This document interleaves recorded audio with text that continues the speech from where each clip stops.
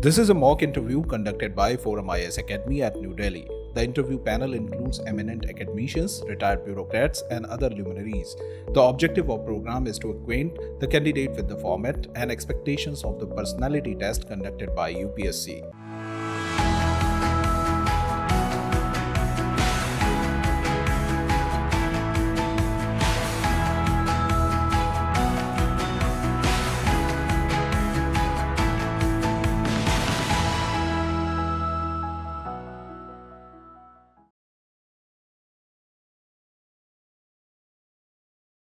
Excuse me, may I come in? Please come in. Good afternoon, sir. Good afternoon, sir. Good afternoon, ma'am. Sit down. Thank you, sir. You are Venkatesh. Yes, sir. Venkatesh. Achha. You are from Srikakulam. Yes, sir. Achha. Tell me, introduce yourself. Yes, sir. Good afternoon, sir. Good afternoon, ma'am. My name is Don't Banna. have to take good afternoon again. You have already told? Yes. Start it. Yes, sir. I am Banna. Again, I am rectifying like others. Just don't sit with hands crossed on the laps. Please, tell me. I am Banna Venkatesh, sir. I am from Srikakulam district of Andhra Pradesh. My parents are into agriculture. I have done my schooling up to 10th standard in Srikakulam. Then I have done my graduation in electronics and communication from NIT Trichy. I graduated in 2019. Then I worked as a chip design engineer in Qualcomm for more than 2 years. After that, I have resigned from the company and started preparing for civil services. This is my second attempt and the first interview. Good. Now, you hail from Srikakulam. Yes, sir. Tell why there is abject poverty in that district and what the district administration has not done should do it. Sir, Srikakulam is one of the backward districts in Andhra Pradesh. There are multiple reasons for that. First thing, Srikakulam is one of the districts having high rates of migration and unemployment. So people are migrating towards nearby cities like Hyderabad and Chennai in search of livelihood. So I think the district administration should focus on this migration as a priority. By generating local employment, this issue can be addressed and people can get remunerative opportunities in the district itself. And also, there are certain health issues in Srikakulam district. There is a region called Uddanam in Srikakulam, which is facing a chronic kidney disease for the past 3 decades. Till now, there is no comprehensive solution on finding the cause of the disease and preventive mechanisms. So, I think district administration and the state government has to prioritize it and find a lasting solution to that. And also, we are having second least literacy rate in the entire state. So prioritizing education is one of the priorities where primary education and secondary education should be prioritized so that on the literacy front, the district is going to improve. So I think these are the major reasons why there is poverty in the district, and I think district administration has to prioritize these things. It is not poverty, it is abject poverty in the language of Amartya Sen. So what I was the collector in the adjacent district in Odisha, I have gone there. Yes. People live in palm leaf houses. I had to go, it is 87. Yes. Things might have improved in between a little. I had to crawl inside. You cannot stand erect. You have to crawl inside, and people, they just, even in winter, they just put a mat and this thing sleep on the ground. So now, after independence, so many days have gone. After the statehood in 56, Andhra Pradesh. Yes. So now so many days. Why other places like Visakhapatnam, Vijayawada and other things are developed? Why no action has been taken? Don't you think that the inhabitants there have got a role in it? Sir, I think there are multiple reasons for the abject poverty in this region. Particularly, Srikakulam is one of the districts that are affected by left-wing extremism. So a lot of tribal areas in the hilly regions are affected by this, and it inherits the development of infrastructure in that region. But in the recent times, a lot of improvement has happened, particularly in the health and education sector. A lot of initiatives have been taken and standard of living has marginally improved. And coming to tackling Naxalism, a lot of progress has been made, particularly the Greyhounds infrastructure, which is created in the United AP to tackle this, has done extremely well, and Naxalism has come to a minimal, in my opinion, sir. So, ground level, there are initiatives happening, and we can expect progress in the coming times. It is poverty which is begetting Naxalism, or Naxalite activities are begetting poverty? Sir, I think it's a vicious cycle where Naxalism is hindering the progress and development, and this lack of progress and development is being utilized by them to make people away from the government, and this cycle is happening, and it is important that we break this cycle of... Andhra Pradesh was bifurcated when? In Telangana and Andhra? In 2014, sir. What has it done good to the Andhra Pradesh and Telangana, or has it created a difficult situation for both? I think post bifurcation in 2014, there are certain challenges faced by the Andhra Pradesh government, because Andhra Pradesh lost its capital city Hyderabad, which is an economic powerhouse for the state. So Andhra Pradesh left with no capital, and it has to start from the scratch, ground level, to build up new capital and infrastructure. So state has faced multiple challenges, but in the present days, I think both the state governments, Telangana and Andhra Pradesh, are doing well in their own fronts. Particularly Andhra Pradesh per capita income has improved, and a lot of industrial progress has happened. And at the social front, a lot of investments are happening in a health and education sector. So overall, both the states are performing well post bifurcation, and there is scope for development. Telangana doesn't, I have travelled through Telangana. It is a rain shadow area, just like a arid area and desert-like area. So Telangana might have suffered more than Andhra Pradesh, because Andhra Pradesh has taken the chunk of the Vijayawada, this thing, Visakhapatnam and other things. Yes. Maybe they have lost, but they have come with Amaravati now. Yes. So, but Telangana has suffered in the bargain. So why Telangana was demanding for these things, and what has been the result? Telangana demanding for statehood. Yes, sir. And whether they have fulfilled their the demand for which they wanted the statehood. Sir, I think up to a certain extent, yes, Telangana demands have been fulfilled post bifurcation. They have demanded statehood, particularly for enhanced representation for their people, both in political front, social front and economic fronts.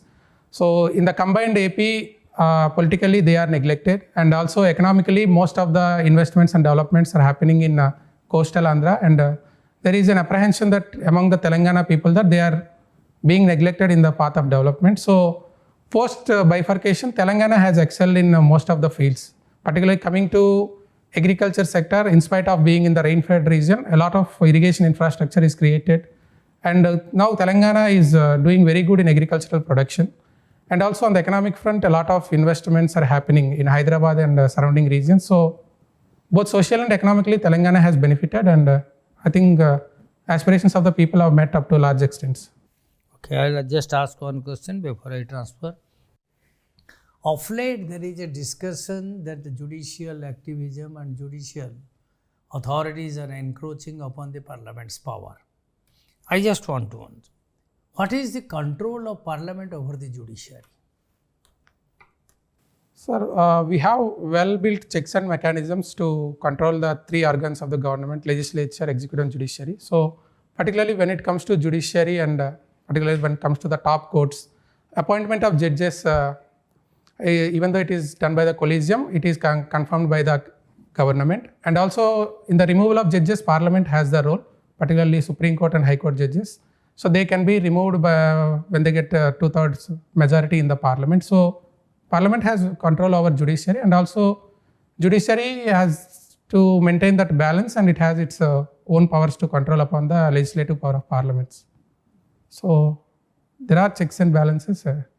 Once an impeachment proceeding is taken up by the parliament against one of the judges, yes, can he hear the cases till it is pending?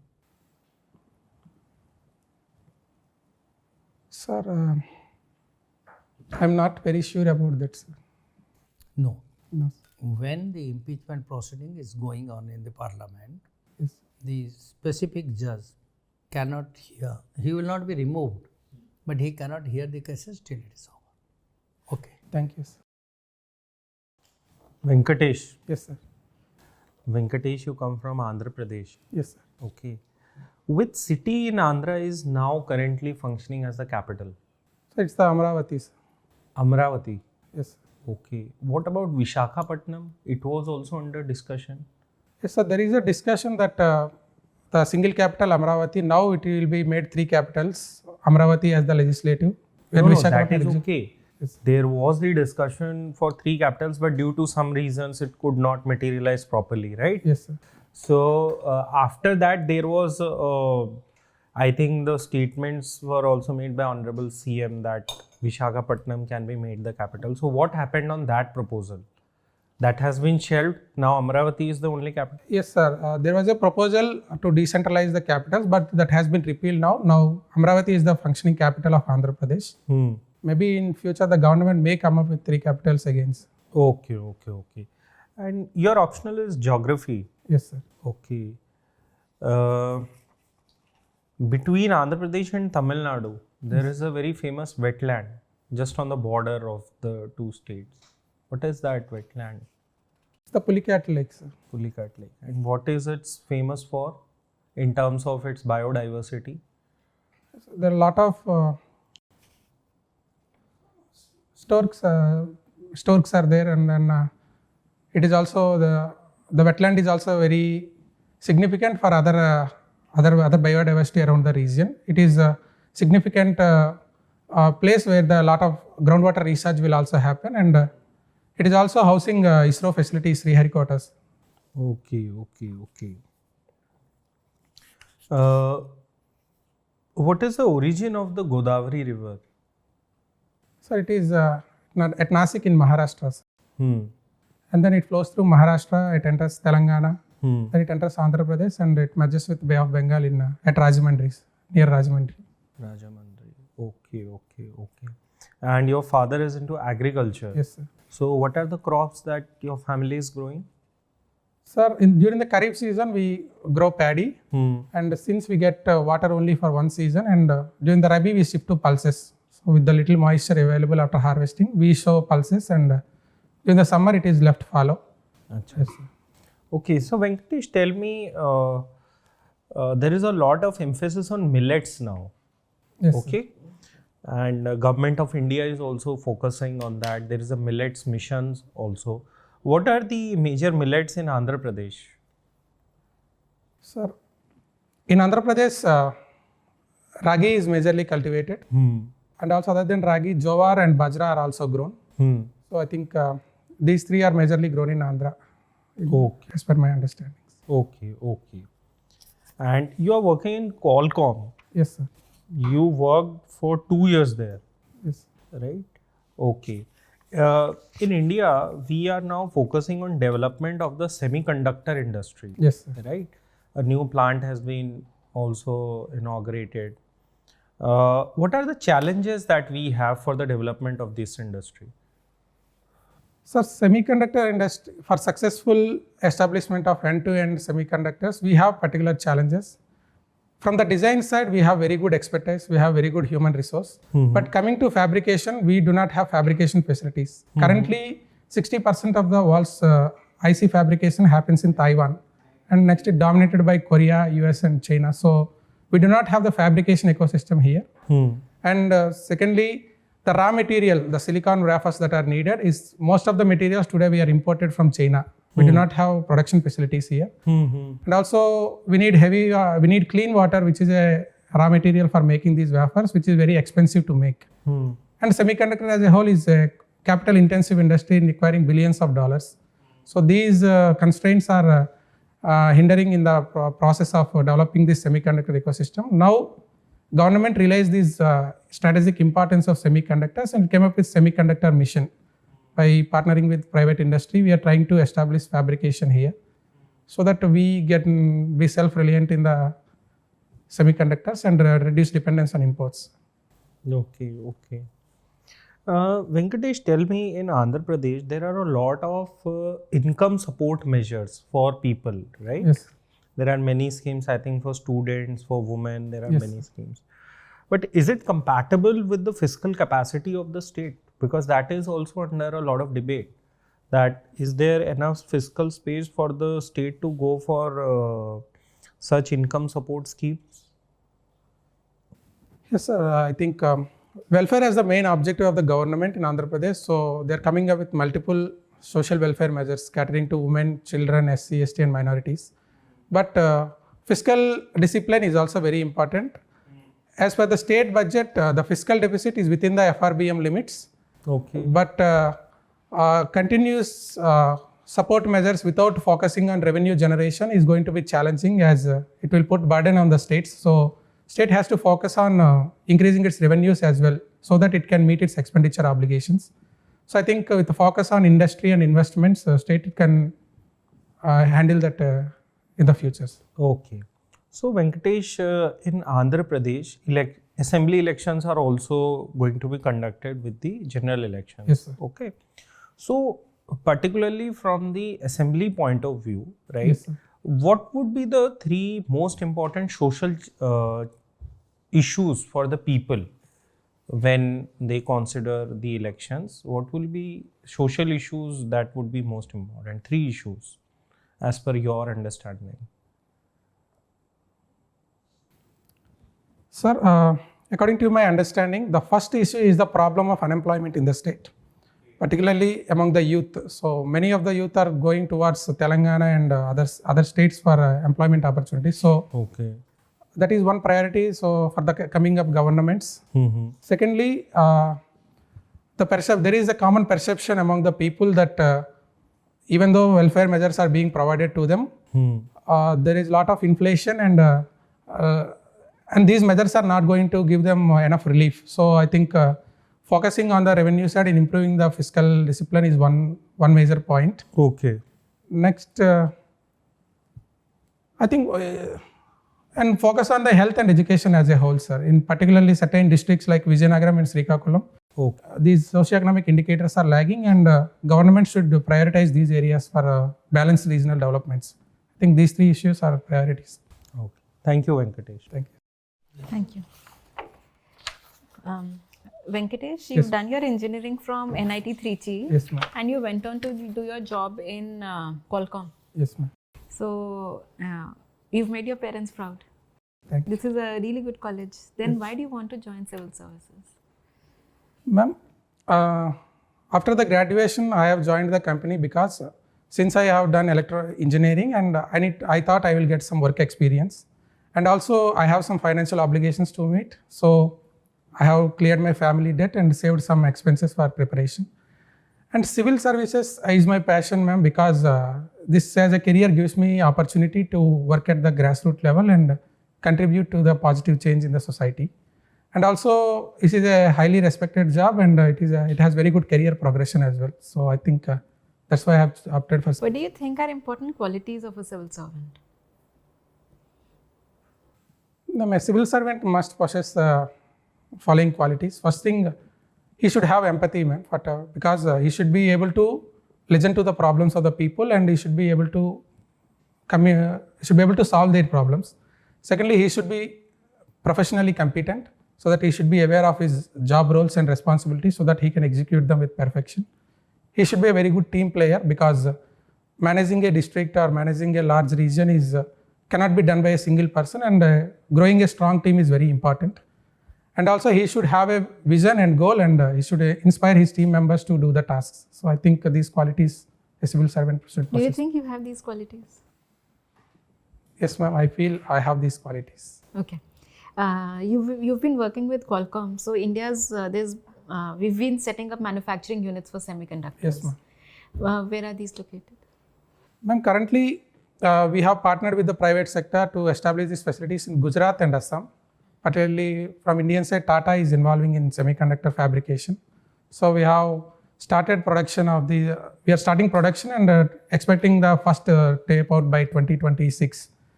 And yes, foreign companies also setting up a plant in Sanand, yes, Gujarat.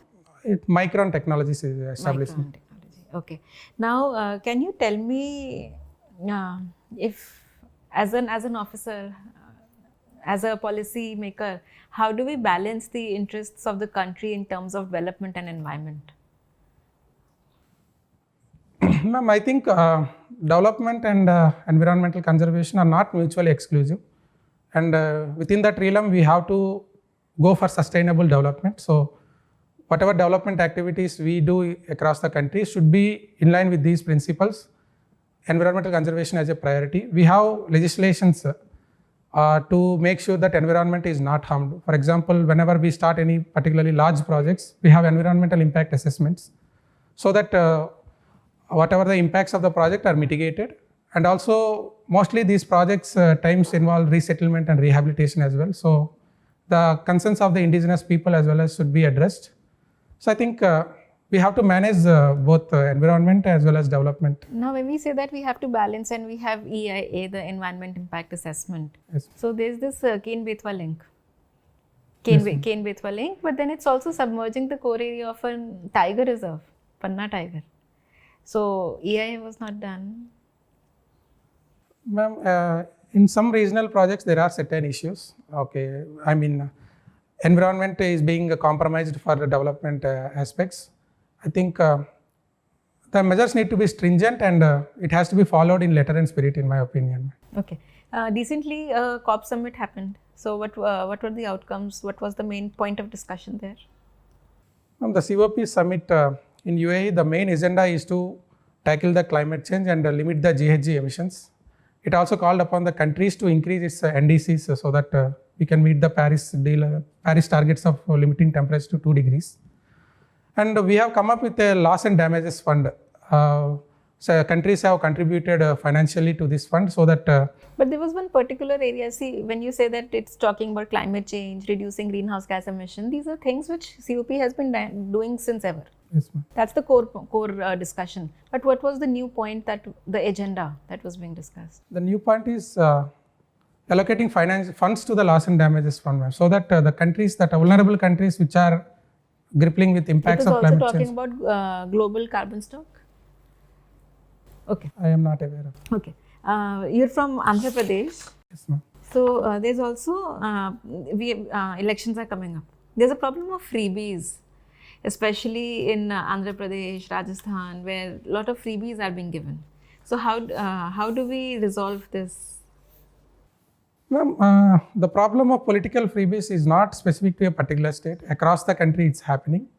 I think the ruling party as well as the opposition are trying to increase the freebies and trying to lure the vote bank. So I think there should be some mechanism to regulate these freebies. There are certain propositions like the parties should be made responsible in the manifesto, like how they are going to fund these freebies, like what are the fiscal implications of these freebies. And the Election Commission also should utilize its powers to make sure that these freebies are not going to dominate the propaganda and campaigning scenario. I think Parliament, it is ultimately the responsibility of the Parliament to make sure that political freebies are not used instead of development as an agenda to gain votes. So I think multiple stakeholders should be involved in this, including courts as well. Should there be state funding of elections? That could be a possible solution. I think, ma'am, in my opinion, a state funding of elections can be a good solution, but I think these freebies are going beyond the funding itself, ma'am. They are promising certain things like free bus services, like free electricity, free electronic appliances, etc., free scooters, etc. So I think this goes beyond funding, and these promises are to be restricted, in my opinion. Okay. My last question to you is that when you get selected, let's say you are a DM of a district, yes, and you have to promote fitness in the district, because I see that your sports and your extracurriculars are all about sports. Yes. So how do you promote fitness in your district? Ma'am, I think it depends on region to region. Particularly, fitness is not a big concern in rural areas because people are very much engaged into physical work. It is a problem in urban areas. So I think provision of these urban parks, etc., in urban areas are very important, so that people wake up early and then go to jogging, etc. And also, it also depends on the food we intake. So having right food choices is also very important. So promoting right food style across the people is important. So FASA has come up with the Eat Right India campaign. So these kind of things can be promoted in the district so that people make healthy lifestyle choices. Thank you. Hello Venkatesh. Hi. Sir. You like playing and watching cricket. Yes, sir. There is a controversy going on regarding IPL versus Ranji Trophy Yes, sir. and the participation of players. Sunil Gavaskar has made a statement or a suggestion regarding this. Are you aware? What did he suggest? I'm not very aware what particular statement he made. Okay. And do you think that IPL being more glamorous, the tendency of the players is to give it a priority rather than focusing on the long-term, career and focusing on Ranji or Test cricket? Yes, sir. Unfortunately, that has been the trend in the recent years that people are prioritizing IPL over domestic format because IPL, they are getting very much remuneration. They are getting crores of salaries in IPL, and also the IPL the performances in IPL are taken as a benchmark to select them into the national teams. I think that is a disturbing trend. Are you sure that BCCI is doing that? Someone performing better in IPL is selected. They have taken a certain stand recently. Recently, BCCI has observed this trend and they have made it very clear that domestic format is the backbone of our Indian cricket and domestic performances are mandatory and crucial for their selections. So IPL performance is not the criteria based on which BCCI is selecting. So don't you think there is a kind of a contradiction here? Or is it only BCCI has cleared its stand now? Yes, sir. BCCI, but players are prioritizing IPL because of these money matters and the branding, etc. But BCCI is very clear in its stance and it has also come up with certain incentives for players. And how about public perception? Which one do you think is more popular these days? Test cricket or IPL? Sir, I think IPL is very popular, but in the recent times, if you see crowd at the stadium, which one is more crowded? It is obviously IPL. So do you think that it is also reflective of our, cultural change that has happened in our society? We all want instant gratification, instant results rather than waiting patiently. Is it a societal change also? Sir, I think that is also one factor because people are very busy these days and they are getting limited time, so they want instant entertainment. But Test cricket is the beautiful format and it is the true game and many people like Test cricket as well. In the recent times with the Test Championship and other Test cricket is also gaining importance and keeping in mind, BCCI has given certain incentives for promoting Test cricket. But ICC is holding a World Cup of T20 every second year. So do you think that is also a wrong precedent if we are having one day World Cup frequencies 4 years? Why have T20 World Cup every alternate year? Sir, I think it's because the people are very much interested in T20 format. Or is it because of commercial interest? Yes, ICC just wants money. They don't care about people, or players' fitness or the fatigue that they are having. So I do not think ICC is completely into commercial side. It is also in the agenda of ICC that cricket as a whole should be promoted across the countries. But since T20 cricket is popular among the countries, they are trying to make more T20 events. But also ICC is also aware about promotion of cricket as a whole, so they are also prioritizing Test cricket as well. So by conducting Test championships, they are trying to revive the support and popularity for Test cricket as well. So has cricket also been added to Olympics? So right now it is not added, but there are talks that but 2028 Olympics cricket is included. Which format? It's T20. T20 format. So do you think that will help popularize cricket at a global level? I think yes, sir, because Olympics is an event which is participated by countries across the world. Right now, if we take hardly cricket is played by 10-12 countries. So once cricket is inducted in Olympics, many countries will participate. Okay, my last question. Can you tell me what is the definition of heat waves? Sir, a heat wave is a condition where the temperatures in a particular region crosses the normal temperature for more than 2 days. There is a temperature limit 4.5 degrees. So when the temperature is above 4.5 degrees for more than 2 days, it is considered as a heat wave. Is there any absolute limit also? Sir? Yes, sir. Absolutely there is. If the temperature crosses 45 degrees centigrade, it is termed as 45? heat wave. Okay. And same for hilly areas? No, sir. I think it is depending on the regions. For the plains, there is certain limit. For the hilly areas and the coastal regions, there are different limits are there. Okay, thank you, Venkatesh. That's all from my side.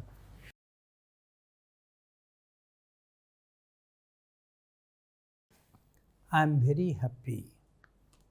Few people we interviewed here, you are confident. Thank you. A person coming from a backward district of Srikakulam, I have seen, because I was collector in adjacent district, Odisha.